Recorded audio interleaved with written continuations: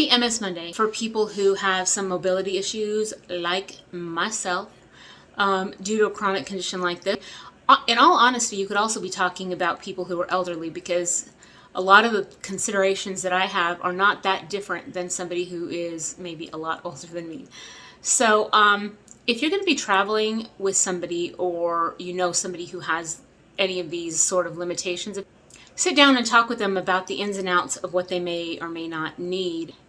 It's not always easy for somebody who doesn't have those restrictions to be able to anticipate what might be needed by someone who does.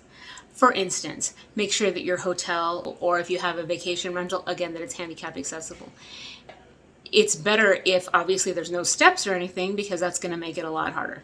Getting into the shower, getting in and out of the shower can be an issue, so make sure that the shower is going to be able to accommodate them.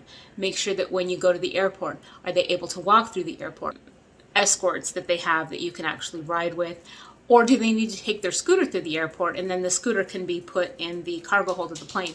If they have a mobility scooter to get them through the airport, keep in mind that normally the airlines will provide you with the way to take the scooter on the journey so that they have it at their destination.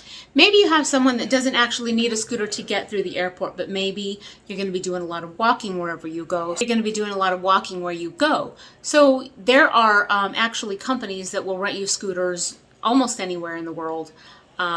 Definitely, like Western type countries, fairly simple to do. However, that doesn't mean where you go will accommodate a scooter, so you're going to want to check into that as well, because sometimes there may be places that the people with some of the mobility issues, they might not be able to go to those places, and you just want to be prepared for that in advance. So you're going to want to make sure you're prepared for the heat so that no one has any medical issues due to those constraints. There are just so many things to consider, and like I said, I encourage you to talk to somebody, the person in your life that may have these issues, before you go. That way, hopefully you're prepared for the trip and everybody understands. It's really hard, and it's not a slight on anybody who doesn't have these limitations. It's just really hard to anticipate that if that's never something you had to deal with. I mean, literally for me, I plan when I go out to dinner. Okay, where am I going to go? I wonder how the seating's going to be. I mean, a lot of things start popping through my mind that don't necessarily go onto anybody else's radar. So I hope you guys have a great week, and I will talk to you later. Bye.